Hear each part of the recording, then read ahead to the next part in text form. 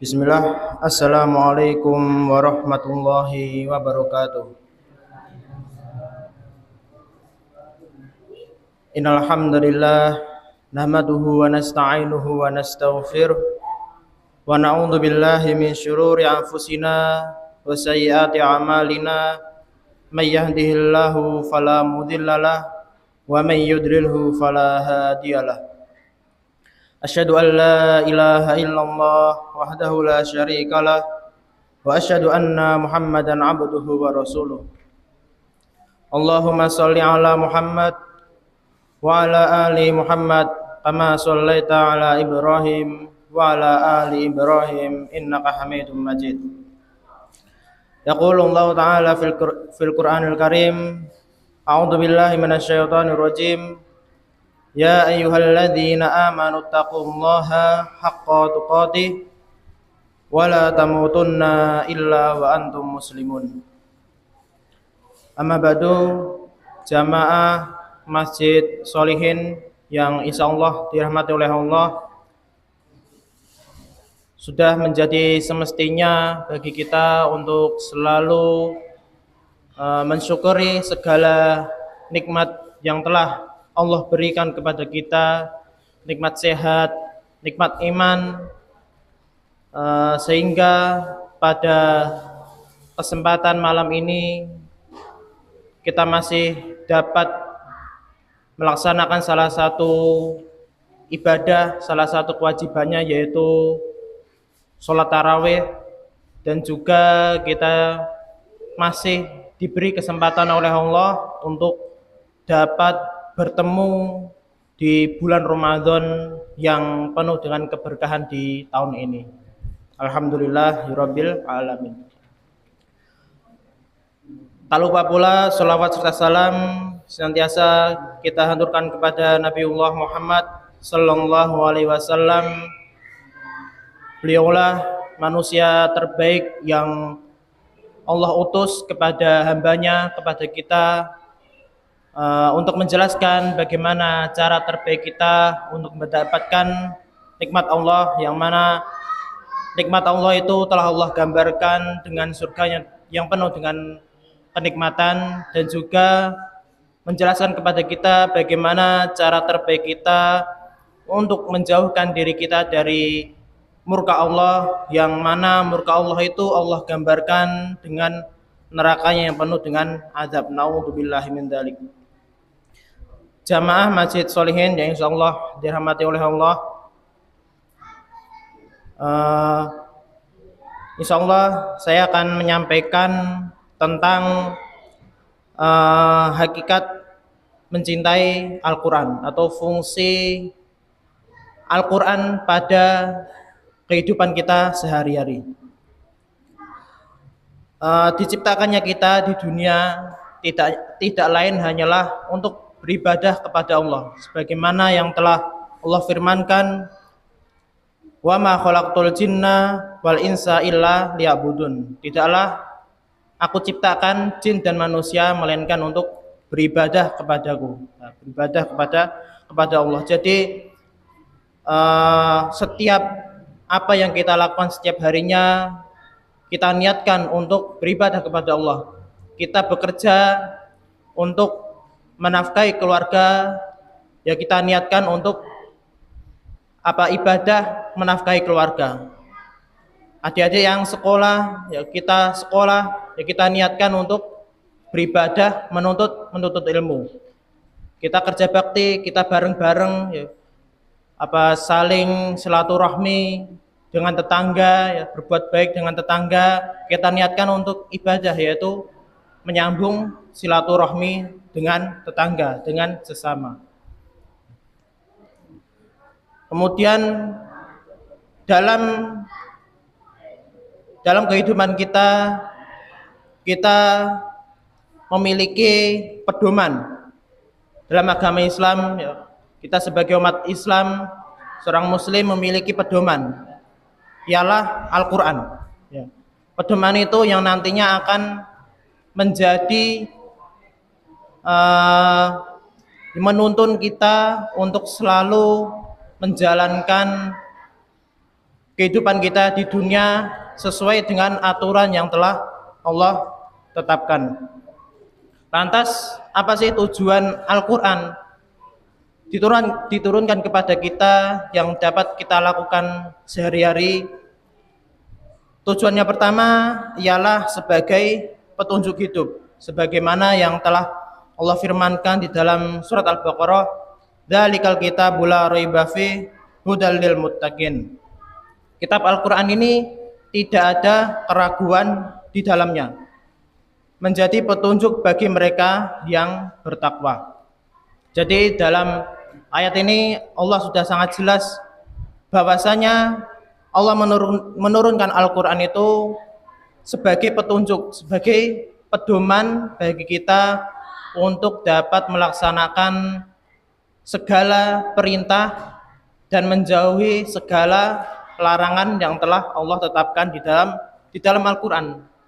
Sebagaimana ketika kita di jalan untuk kita bisa mencapai tujuan yang kita tempuh dengan selamat, tentunya kita harus mentaati rambu-rambu yang telah ditetapkan oleh kepolisian, ya, agar tidak terjadi hal-hal yang tidak diinginkan, ya, seperti kecelakaan atau hal-hal yang lainnya yang dapat menyebabkan kita tidak sampai di tujuan, ya, dengan selamat, seperti itu. Begitu pula dengan kehidupan kita. Apabila kita ingin tujuan kita sampai, ya, tujuan kita semua ialah surganya Allah. Apabila kita ingin tujuan akhirnya kita sampai pada surga Allah, maka kita harus menjalani peraturan-peraturan, menjalani rambu-rambu yang telah Allah tetapkan di dalam firman-Nya, yaitu di dalam Al-Quran. Kemudian gambaran lainnya ialah mungkin ibu-ibu ketika beli suatu produk, terutama produk-produk elektronik, ya. Selain kita mendapatkan barang tersebut, apa yang kita dapatkan? Tentunya biasanya buku panduan, ya. Buku panduan. Apa sih fungsinya dari buku panduan itu? Agar kita pemakaian itu benar sesuai dengan buku panduan, ya. Kemudian biar barang tidak cepat rusak, seperti itu. Nah, begitu pula dengan kehidupan kita. Ya, kehidupan kita ingin kehidupannya bagus, ingin kehidupannya bahagia, maka kita harus sesuai dengan panduannya, yaitu Al-Quran, seperti itu. Kemudian untuk tujuan Al-Quran diturunkan kepada kita yang kedua ialah sebagai obat, sebagaimana yang telah Allah firmankan, "Wa nunazzilu minal Qur'ani ma huwa syifaa'un wa rahmatul lil mu'minin wa la yazidudz zalimina illa khasara." Dan kami turunkan Al-Quran dari suatu yang menjadi penawar dan rahmat bagi orang-orang yang beriman. Dan Al-Quran itu tidaklah menambah kepada orang-orang yang zalim selain kerugian. Al-Quran ini dapat menjadikan obat bagi diri kita, baik obat secara fisik maupun obat secara batin. Obat secara fisik, misalnya ketika kita mendapatkan gangguan dari makhluk gaib, ya, biasanya diganggu sama jin, yaitu kalau sebutannya itu kerasukan, ya, seperti itu. Maka apa yang harus kita lakukan, yaitu kita banyak-banyak bacakan ayat-ayat suci Al-Quran, seperti itu. Bukan malah dibawa ke bahasa biasanya bahasanya tuh orang pinter, ya, atau itu kan bahasa halusnya, ya. Kalau bahasa kasarnya ya dukun, seperti itu.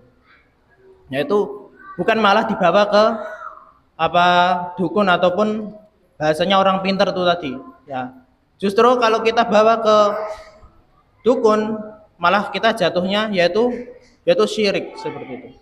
Maka yang harus kita lakukan ialah membacakan Al-Quran, atau bahasa Islamnya itu meruqyah, ya.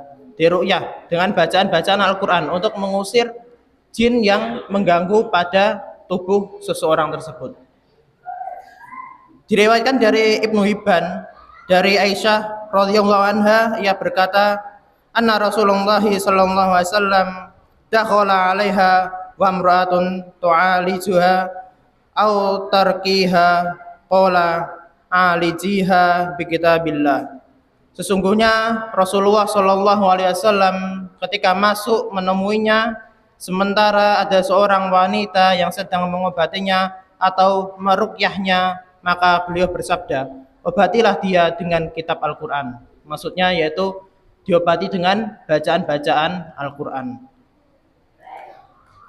Kemudian Al-Quran juga dapat mengobati secara batin. Ya, banyak di antara kita ketika hati terasa gelisah, hati terasa khawatir, was-was, atau kalau anak muda itu bahasanya apa? Galau, seperti itu. Apa kita bacakan dengan Al-Qur'an. Ya, maka dengan kita membaca Al-Qur'an, maka hati kita akan terasa tenang. Lebih-lebih apa? Kita mendalami makna-maknanya. Maka tidak sedikit ya orang-orang yang paham dengan ayat-ayat suci Al-Qur'an, ya, paham dengan maknanya, ketika mereka ketemu dengan terutama ayat-ayat azab, ayat-ayat peringatan, mereka akan menangis. Ya, akan menangis seperti itu. Jadi kita perbanyak untuk membaca Al-Qur'an agar hati kita, jiwa kita merasa tenang. Jamaah Masjid Sholihin yang insyaallah dirahmati oleh Allah. Kemudian fungsi yang ketiga ialah Al-Quran sebagai penolong. Kita hidup di dunia ini tidak lain kita bisa selamat, tidak lain yaitu berkat pertolongan Allah. Maka oleh karena itu kita perlu mengundang pertolongan Allah itu, yaitu dengan apa? Dengan ibadah-ibadah yang telah dicontohkan oleh Rasulullah. Salah satunya yaitu dengan membaca Al-Quran. Rasulullah bersabda, Iqra'ul Quran fa innahu ya'ti yaumil qiyamah syafi'an li ashabi. Bacalah Al-Quran karena sesungguhnya ia akan menjadi syafaat bagi para pembacanya di hari kiamat. Nah, jadi Al-Quran ini bukan hanya menjadi penolong kita di dunia, tetapi hingga di akhirat kelak. Ya, maka oleh karena itu kita perbanyak membaca Al-Quran, terutama di bulan suci Ramadan ini, yang mana kita ketahui bersama bahwasanya Al-Quran itu sendiri turun di bulan Ramadan ialah bulan terbaik, bulan istimewa di antara bulan-bulan yang lainnya. Kemudian Allah turunkan pula di malam yang istimewa, yaitu malam Lailatul Qadar, yang dalam surat Al-Qadar disebutkan bahwasanya malam itu adalah malam yang lebih baik daripada 1000 bulan, dan juga diturunkan kepada orang yang paling mulia di dunia ini, yaitu Rasulullah Shallallahu Alaihi Wasallam. Maka marilah kita bersama-sama untuk selalu membaca Al-Quran, terutama di bulan Ramadan ini, karena bulan Ramadan merupakan syahrul Quran, bulannya Al-Quran. Kita perbanyak untuk membaca Al-Quran. Jangan sampai kok kita sehari belas nggak baca Al-Quran, jangan sampai. Ya, karena apa? Al-Quran itu adalah simbol dari agama kita. Ya, simbol dari agama kita. Ya, maka sudah selayaknya, sudah kewajiban kita untuk membaca Al-Quran, mempelajari Al-Quran, mendalami ayat suci Al-Quran. Karena keuntungan dari kita membaca Al-Quran itu bukan hanya di dunia, akan tapi sampai di akhirat kelak. Jamaah Masjid Sholihin yang insyaallah dirahmati oleh Allah, cukup sekian yang dapat kami sampaikan. Semoga apa yang kami sampaikan ini bisa menjadi awal untuk perubahan kita, awal untuk menjadikan diri kita lebih baik ke depannya. Ya. Kurang lebihnya mohon maaf. Aqulu qauli hadza wa astaghfirullah li wa lakum. Wassalamualaikum warahmatullahi wabarakatuh.